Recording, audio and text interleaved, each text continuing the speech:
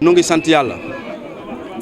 di julli ci yonent bi di rafetlu daje bi nga xamante ne ni def nañ ko ñaari mbébét lañ ci amoon benn bi mooy Ousmane Tanor Dieng daa diriger Sénégal daa diriger Parti socialiste pendant 21 ans vivre pouvoir 4 ans nekk opposition 12 ans di nekk ci yoonu tabax Sénégal di nekk ci yoonu gis ne kii fi nekk ku wér la ku nu mën a jëf yaakaar la mu ne nañ ko jopp ànd ak moom ñuy magnifier loolu waaye tamit di ko décorer parce que ku fi am ndomba tànk ci Parti socialiste c'est grâce à Ousmane Tanor Dieng te moom mës a laaj dara kon nag tey ñun militants yi ñun maa décidé waxtaan ceeg su may nawle ñu ni tey war nañoo décorer Ousmane Tanor Dieng jox ko un diplôme de reconnaissance wax ko ne jaajëf beneen point bi mooy Benno Bokk Yaakaar tey la ñu mës a am occasion dajale leader yëpp militants yëpp ci benn milieu pour rafetlu encourager les leaders de Benno Bokk Yaakaar ak si seen njiit le président Macky Sall kon tey loolu mooy ñaar yi nga xamante ne ni moo waraloon sunu meeting bi loolu nag nu ngi siy sant yàlla ci réussite bi nga xamante ne ni am nañ ko te mu jaare ci suma jëmm wutuma dara ñaanuma dara yaakaaruma ci politique pour vivre waaye suma devoir générationnel mooy que ne li nga xamante ne ni jàpp naa ne liggéey bi mën naa bañ a feeñ sax tey mais suma doom su may jarbaat yi nga xamante ne ni dans 20 ans ñoo ci war a bénéficier wu ñooñu la ñuy liggéeyal parce que xam nañ ne Macky Sall ci yoon wi mu jël yoon wu baax. waaye guy gi sama xarit Abdou Mbow tontu na ci guy gi maanaam xànc gi rek moo feeñ waaye li ci biir fënax na bëmëx rek mu daanu moo ci des te loolu la sunu génération su may naataango ñi ma maaseel boobu defi la ñu jël que ne ñun ñoo koy def à la place de nos leaders te loolu déterminé nañ ci pour def ko. taxawaay bi sur le terrain nan la fii ak élection yi. taxawaay bi daal ci lenn la mobilisation sensibilisation animation ak démontrer que ne le président Macky Sall est le leader qu'il faut actuellement pour le Sénégal et pour les générations futures. jàpp naa ne bu ñu xoolee ci résultats yi ñu génn ci département bi ñoo gagné woon Thiès par le Benno ci département bi boo ko xoolee tey référendum bi ñu génn ci département bi ñoo gagné Thiès kon tey lépp wane na ne bu ñu demaatee ci ay élection ñun ñooy gagné Thiès. déet Thierno Alassane Sall demul il a dit que ne il est dans l'APR il est dans le Benno Bokk Yaakaar Hélène Tine nag li ñu ci xaw a jaaxal mooy mënoo nekk ak nit ñeenti at ak juróom benn weer ba mu des ñetti weer nga ne bàyyi naa ñii bokkuñu ki woon bu doon ngor la sénégalais yi war nañoo yeewu bu doon ngor la ak défendre intérêt sénégalais yi kon du génn ci moment bii bu doon ngor la ak défendre intérêt sénégalais yi jàpp naa ne li ko motiver moom Hélène Tine mooy na nekkaat député waaye du défendre intérêt sénégalais yi te comme xam na ne ci Benno Bokk Yaakaar ak biir assemblée nationale amu fa woon njëriñ li koy mën a dimbali mooy dem ci fële nga xamante ne ni ñu mer rek ñoo fa dajaloo pour mu mën faa imposer ndax parité bi waaye nag sénégalais yi ñoom ñooy xool waaye en tout cas bu fekkente ne Thiès gi ñome na ñëw bu ñëwee ñu ko gën a nekk ndaw ñu ko dàq jàng ñoo ko fi fekk te ñoo koy bote les F.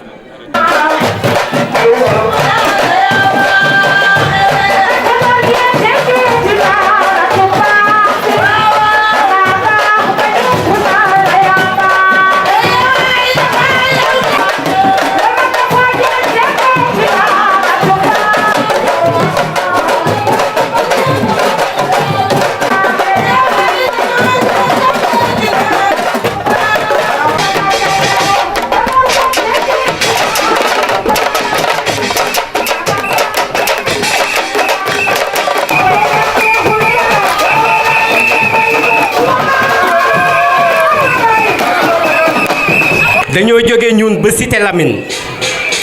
dëkk ci goxu Maodo Malick Mbaye Maodo di koo xamante ni nii dëkkin bu rafet la dëkkante ak ñun mais nag dafa am koo xamante ne mooy suñu genn wàll di suñu rak kooku bu xewlee bu wootee dañ koy wuyu kon mooy Moustapha Diaw kon Moustapha ñi ngi lay wax ne bul ragal bul tiit ndax loo song di nga ko daan Cité Lamine yëpp ñu ngi ci sa gannaaw nous sommes mobilisés ci gannaaw Moustapha Diaw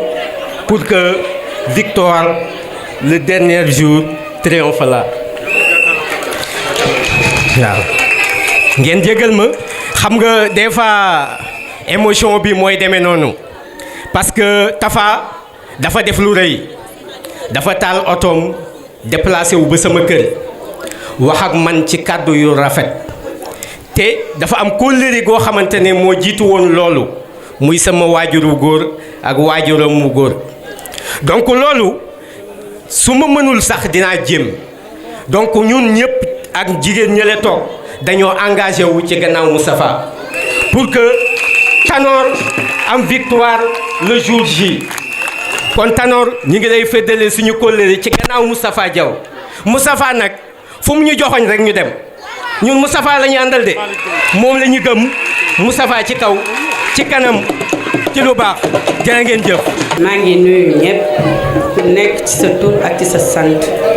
di ci jiital suñu secrétaire général Ousmane Tanor Dieng.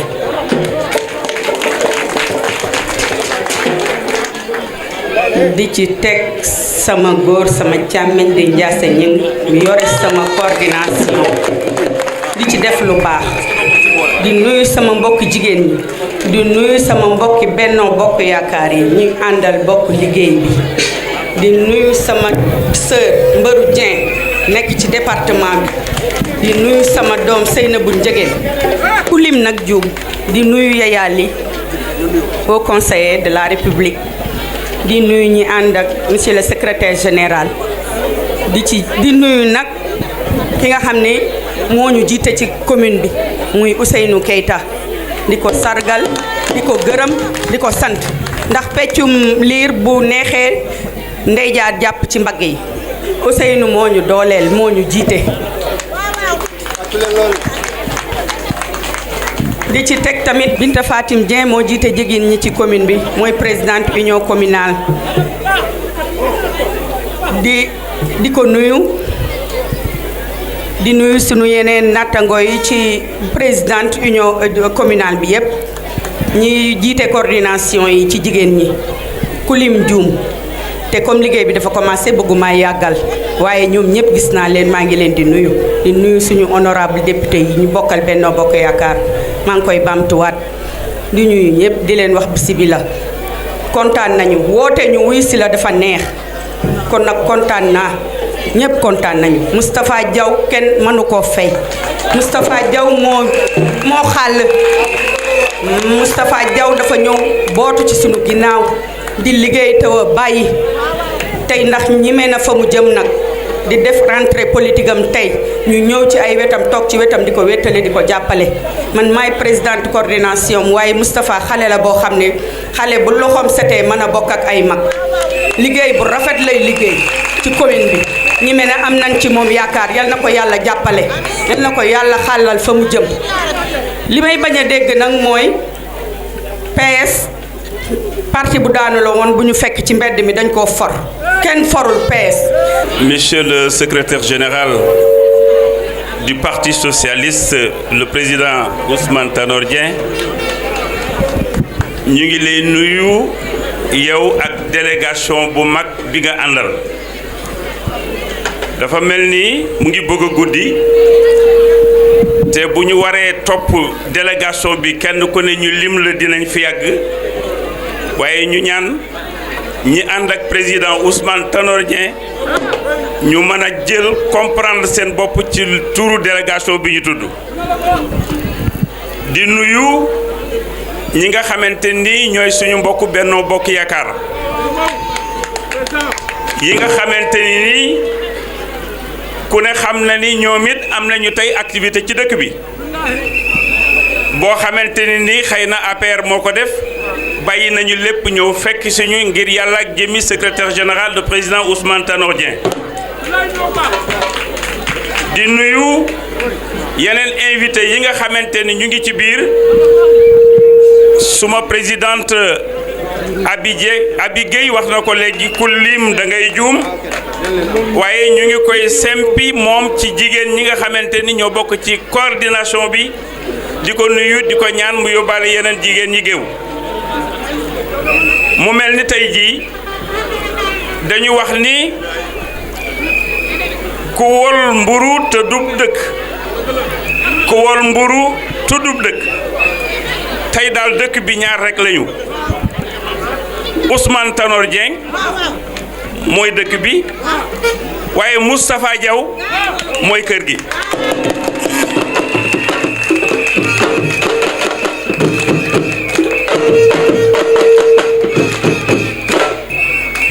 mu mel ni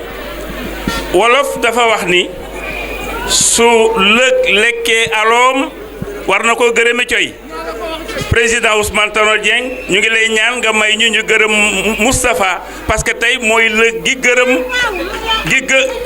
mooy coy bi nga xamante ne moo yëngal aloom gi doom yi daanu ñu jël ko.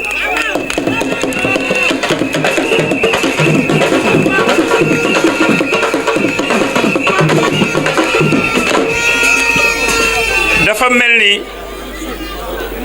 li nga programmé ci sa xel su nit ñi toogee da nga koy benn nag ci wolof mooy dëpp mooy inversé président dama lay ñaan nga may ma seede ci Moustapha Diaw wax naa ko ci suba sëriñam li ñu xam ci moom mooy loyauté Moustapha Diaw li ñu xam ci moom mooy yaru Moustapha Diaw li ñu xam ci moom mooy nangu kilifteef Moustapha Diaw li ñu xam ci moom mooy dëggu waaye Moustapha Diaw li ñu xam ci moom mooy am Pastef yooyu yëpp nag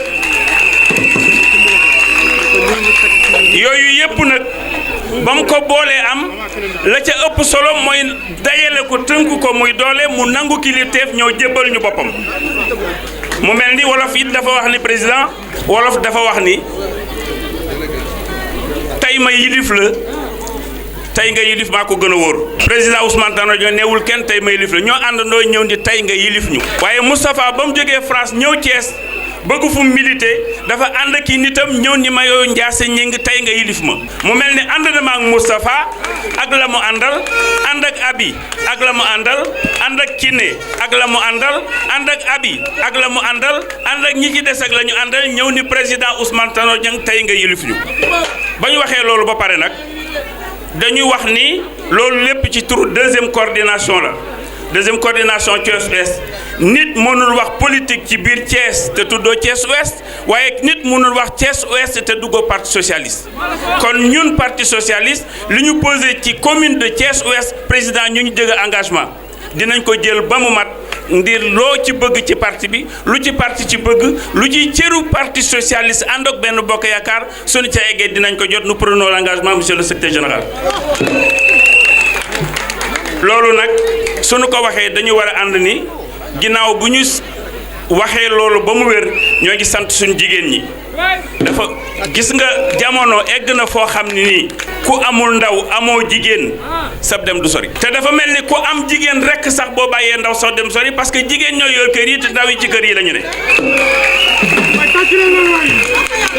loolu nag Serigne Mansour Sy yàlla na yàlla yërëm ko daf doon wax naan jigéen ci oto mooy kiri li muy tuuti bala ngaa xam njariñam sa oto pan mooy jigéen ñi ci parti bi président jël nañu engagement te loolu jigéen ñi xam nañu ko lépp luy jëmale jigéenu coordination bi mu law ba ci yeneen jigéen su laajee sunu doole dinañ ko def su laajee sunu ñàkk dinañ ko def su laajee sunu jëmm dinañ ko def waaye ngir Ousmane Tanor Dieng. wante nag su may nuyoo waa Benno dafa am ñoo xam ne dama leen di beral nuyoo muy Benno Bokk Yaakaaru femmes yi départemental ñu ci nekk di ci liggéey di ànd ak ñoom guddee bëccëg je veux citer madame Seynabou Ndiéguène mi ci kaw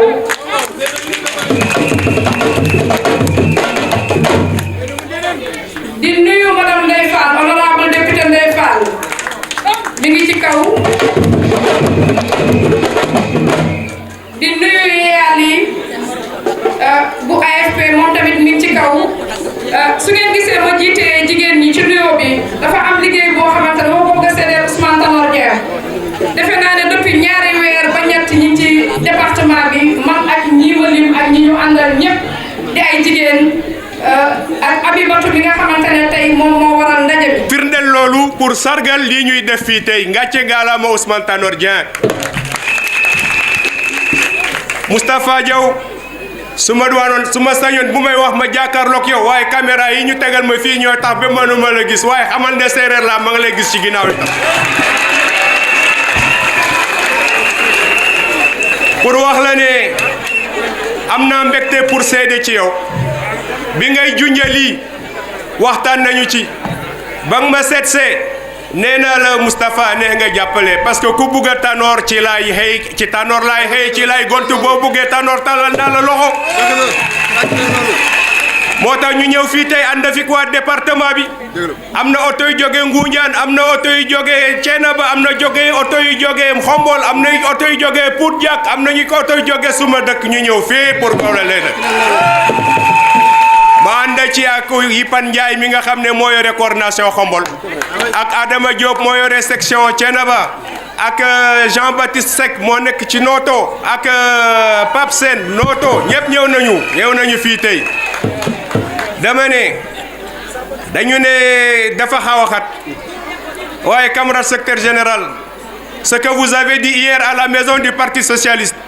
vous nous avez exhorté à faire preuve de solidarité, de justice et de paix avec les camarades de la coalition Benno Bokk Yakaar dont nous saluons la présence. Le vice-président Abdou Mbow, nous avions réunion au 10e samedi dernier et c'est cette même note d'espoir que vous avez mentionnée là-bas avec le ministre Augustin Tine pour exhorter tous les camarades de Benno Bokk Yakaar à faire front ensemble pour relever les défis. su ma gisee yéen ñi toog fii léegi nii dinaa am lu ma leen ñaan dama bëgg yéen ñëpp ngeen ñog ju sargal Ousmane Tanor Dieng na ñëpp jóg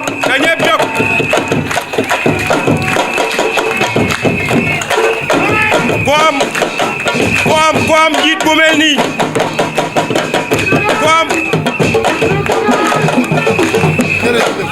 ku am njiit bu mel nii looy ragalati ci àddina doo ragal dala ba mu méttee Ousmane Tanor Dieng la woon waaye muy xeex di xeex jël pusoom di ñaaw ba parti bi mu ngi ne jibiwaat gàcce nga la ma jigéenu parti socialiste. lii day wane ni ñi ngi ci terrain bi. Je voudrais profiter de l'occasion pour rendre un vibrant hommage à un homme. C'est la première fois que j'ai l'occasion de le faire.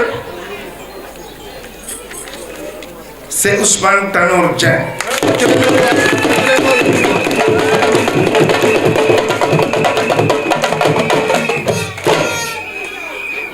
Monsieur le Président Ousmane Tanor Dieng,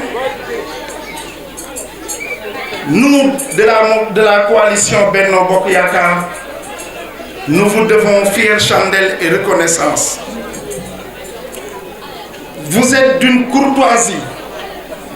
qui met même mal à l'aise vos adversaires les plus réductibles mais honnêtes. C'est-à-dire pour la contre, l'um la contre bu jagee yow day yaru parce que vous êtes d'une courtoisie légendaire. Mais vous êtes d'une loyauté qui rassure tout décideur d'hier comme d'aujourd'hui. waxuma ko Abdou Diouf moo ko wax waxuma ko Macky Sall moo ko jëmmale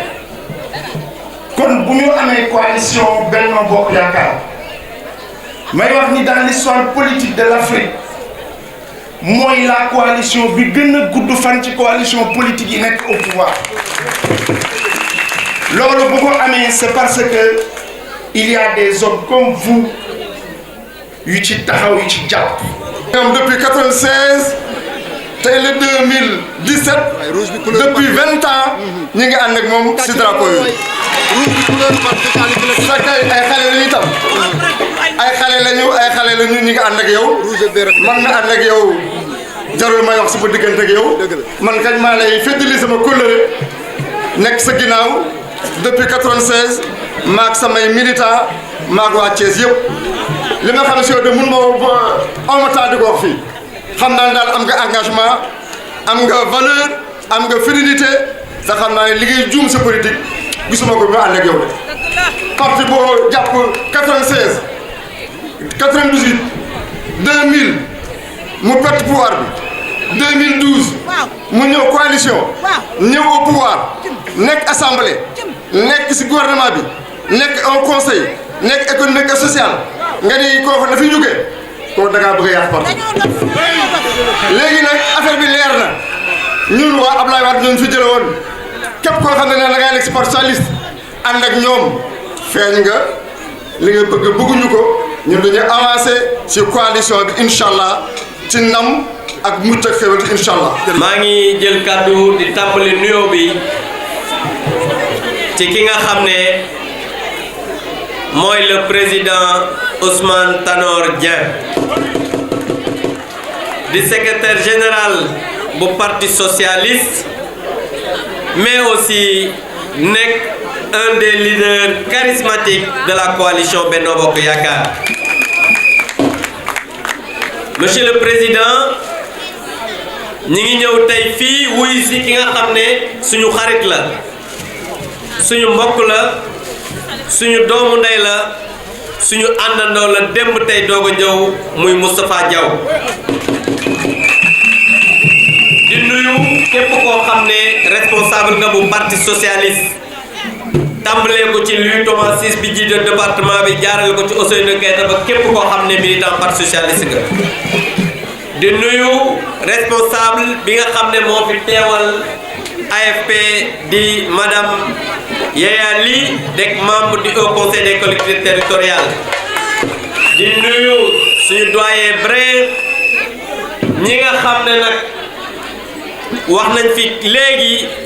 ñi ngi ciy ràññee suñu xarit Maodo Malick Mbaye bu gëm sa bopp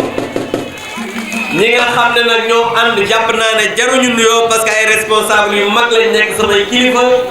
mën naa ci lim docteur Pape Amadou Ndiaye bi nga xam ne responsable bu mag la di yëngu ci Alliance pour la République Benno Bokk Yaakaar ak beaucoup de social aussi ici au niveau de Thiès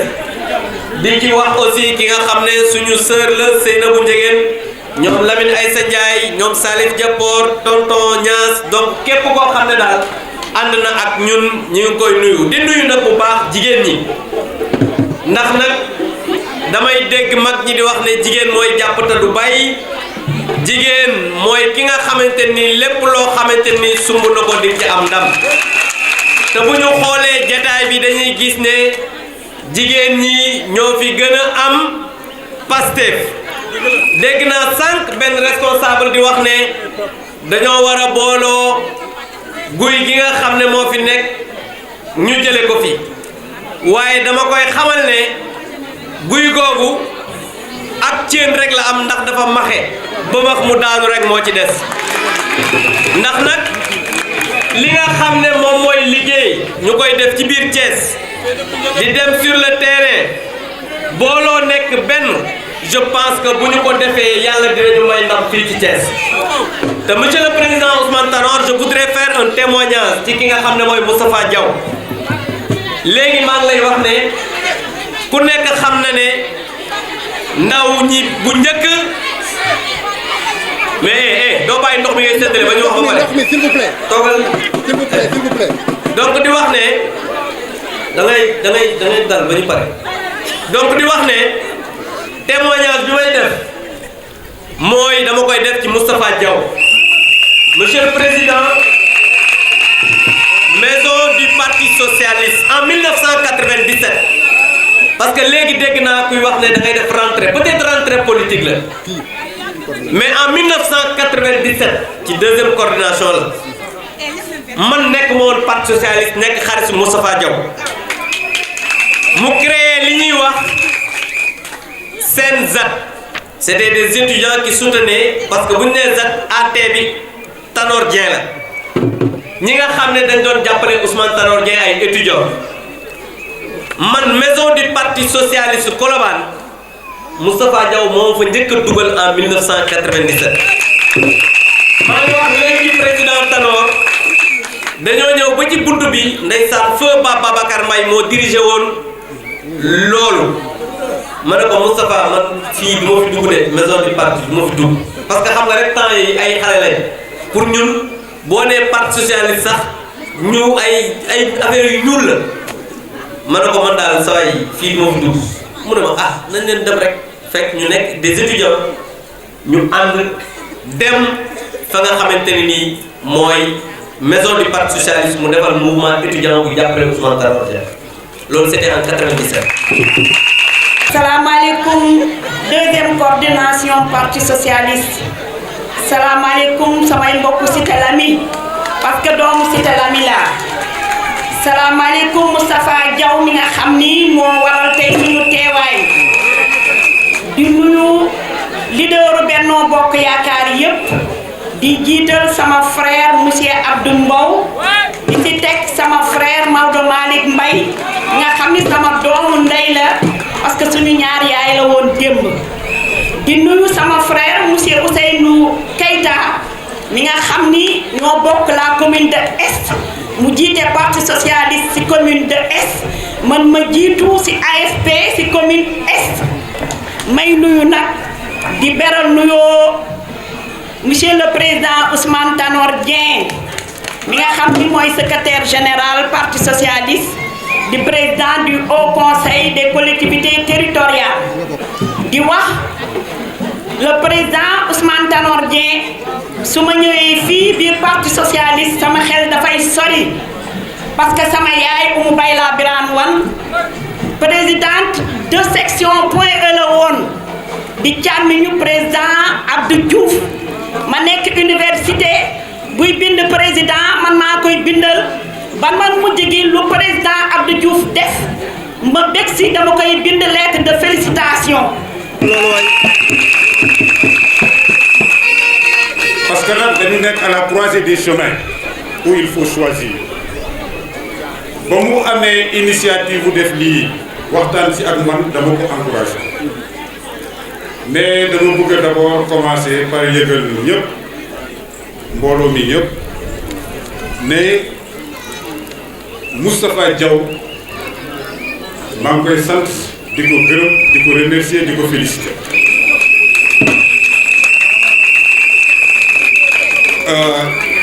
ci biir loolu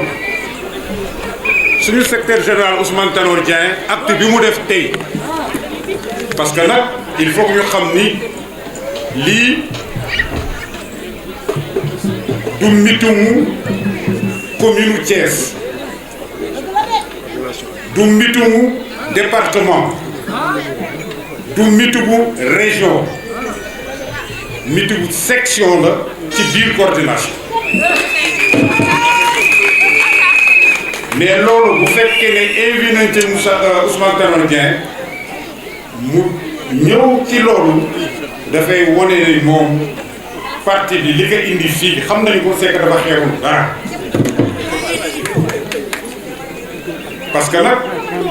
mënoon naa wax ne balaa maa ñëw ngeen organiser meeting départemental wala régional wala communal mais xam naa ni képp ku am mbébétu def dara sa secteur boo ko woowee dina ñëw man nag sama rôle en tant que secrétaire général de la commune comme moom d'ailleurs rôle en tant que secrétaire général du parti mooy boole nit ñi fexe nit ñi jubóo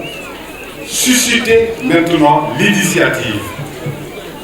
c'est-à-dire képp koo xam ne am nga loo xam ne da nga ko bëgg a def pour dooleel parti ñu jàppale la nga def. naa wax ne su ma doon amaat beneen baay mooy mun laa wax ne mooy suma baay. yàlla dafa def su fekkente ne am na ku ma bokkalul ginnaaw Adama ak Awa ci sumay waajur bu weesoo ñooñu ñi ma gën a bëgg suma xol Cheikhul Khadim la Ousmane Tanor Dieng.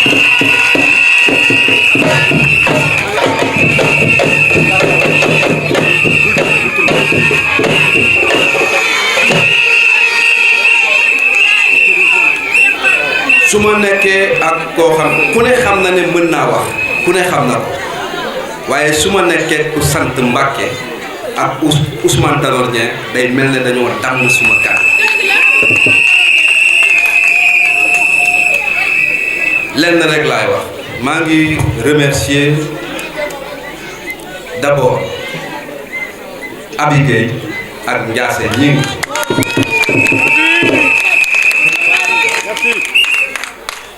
Ndiasse comprendre nga ne jigéen ñooy maillon bi gën a faible ci chaîne bi waaye ñooy maillon bi gën a important ci chaîne société.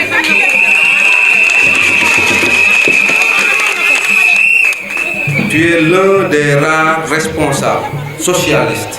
à Thiès sans tambour ni trompette bis bu ñu defee réunion au siège du parti nga gis jigéen ñi di tontolaat di xaar ku leen yóbbu wala ku leen may 1000 francs loolu metti la nga jël sa 1 million de francs ne kaay leen ma jox leen ko pour que ngeen am loo leen yëngal ci pour que ngeen xaaral kenn ku nekk soo ko defuloon ñun ñu féete ndaw dañu koy jéem a def parce que ñu ngi sant yàlla yaakaaruñu ci politique pour beneen bi mooy Abdou Mbow su ma ko defee suma invité d'honneur du ne parce que dafa nekk président assemblée nationale déedéet Abdou depuis 8 ans lañ commencé ànd nos parents depuis 50 ans ñu ngi ànd Abdou su ñëwee suñu kër doo ko laaj ni mu sant kenn ko fa laaj su ma demee seen kër kenn du ma laaj nu ma sant Abdou suma biir xol laa ko def parce que suma frère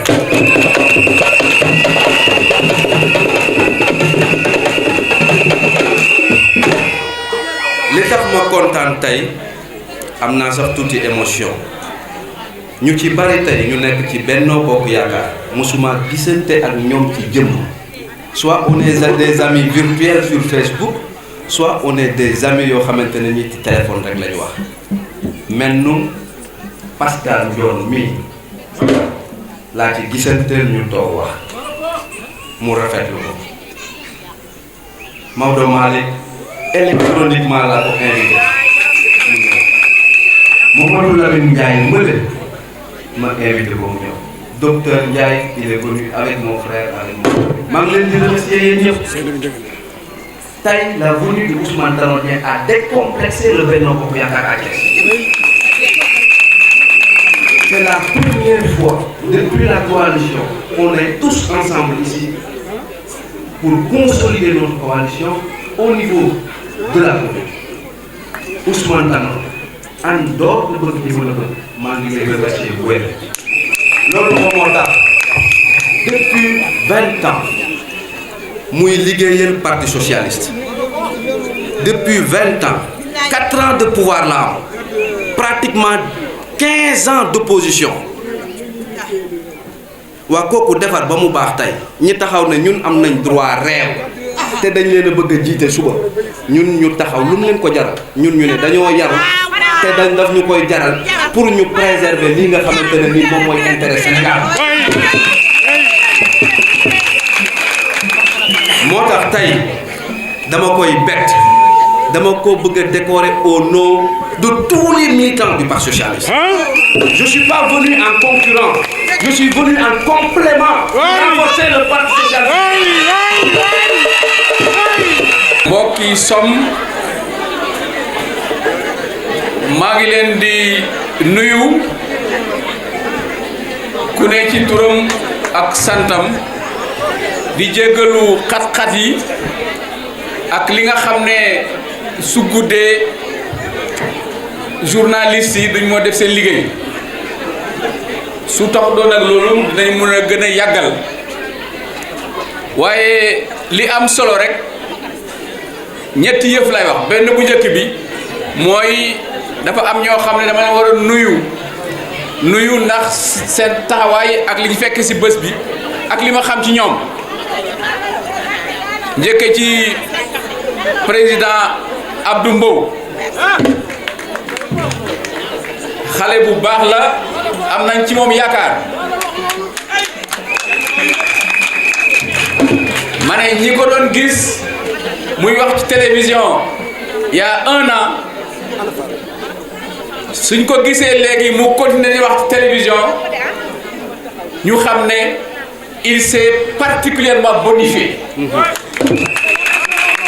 bi ma laajtee ñu ne ma dafay def des études de sciences politiques ma ne mbir mi am na lu ci dugg kon Abdou ñu lay encourager bu baax parce que tu es un homme de conviction xam nga nit nu mun di mel te amul pas-pas amul lu mu gëm kooku am na lu des moom nag wane na ne mu ngi ci Macky Sall mu ngi ci Benno Bokk Yaakaar ci lu wër ñu ngi koy encourager lu baax a baax te ci Thiès aussi fi mu dëkk mu fiy liggéey pour am fi une base affective et une base sociologique di nuyu Maodo Malick yaakaar naa moom ni mu tudd mu ngi koy doxalee gëm sa bopp du noonu waaw moom gëm na boppam am na de manière vérifiable et constante une expérience et une compétence politique avérée li muy wax xam na ko te daf koy wax ci teggin daf koy wax ci dal daf koy wax ci xam-xam xale yu mel noonu moom ak Abdou soo amee xale yu mel noonu da ngay am yaakaar pour l'avenir kon ñu ngi leen di gërëm bu baax a baax di wax ne waxtu wi démb maa ngi présider ci maison Léopold Sédar Senghor benn séminaire sur les élections législatives de 2017 défis et enjeux ca booba ci suñu ñi jógee APR ñaar El Hadji Kassé ak Luc Sarr Bouna Mohamed Seck jóge AFP Ibrahima Sène jóge PIT mu am na itam koo xam ne moo jóge woon al LD di Ousmane Badiane li ñu fa waxtaane woon mooy fi ñu toll nii benn parti ànd moom kenn condoom di dem ci élection xewi na passé na mënut a am à supposer même que nga ànd yow kenn gagné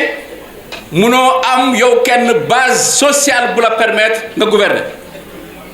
kon li xew ak lii ñëpp di def ba ci phrase bi ci Macron mooy yaatal am ouverture am base sociale boo xam ne ci ngay gagner ak base sociale boo xam ne ci ngay gouverner kon suñu expérience bi ci Sénégal c'est une expérience inédite c'est pour la première fois yaakaar naa Maodo wax na ko que coalition dund bu ñuy yàgg te coalition boo xam ne élection bu ñëw rek ñu ne bii yoon moom foog mu tas yàlla def bu ñëw rek gën koo dëgëral